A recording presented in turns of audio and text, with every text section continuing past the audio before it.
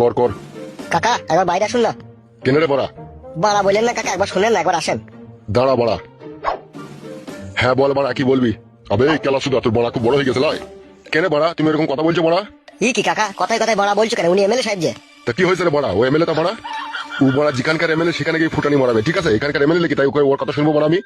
ওকে জিজ্ঞেস কর বাড়িটা কোন জায়গায়। বলছি কাকা, এখানে দুর্বল সাহার বাড়িটা কোন জায়গায় বলতে পারেন? আমার বাড়া বলবে, যাইলেও বলবো না বড়া। ই আবার কি লোক রে বড়া? কেন কাকা বলবে না কেন? বালছি তো বলবো না কি বড়া? তোর আমার কে হস বড়া তাই বলবো? আমরা যেই হই না কেন কাকা, বলেন একটু ইম্পর্টেন্ট কাজে এসেছে। আমি জানি না বড়া।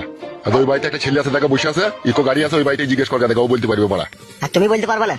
না বড়া আমি বলতে পারবো না, আমি সারা রাত মদ খেয়ে শুয়েছিলাম, একটু আগে আমার নেশা খাইলো, আমি জানি না। তুমি ওকে জিজ্ঞেস করো, ও বলতে পারবে।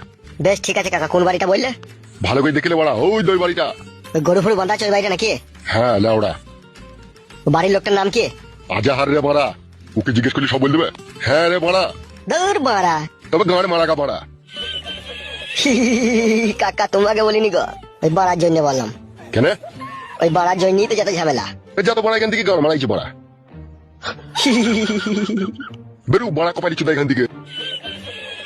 তাহলে চলো বড় ভাই, ওই বাড়িটা গিয়ে একবার জিজ্ঞেস করে দেখি। ঠিক আছে, চো চো চো।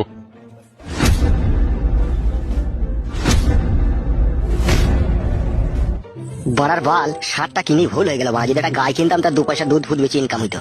বাড়া। কর কর। কাকা একবার বাইরে আসুন না। কেন রে বড়া? বাড়া বললেন না কাকা, একবার শোনেন না, একবার আসেন।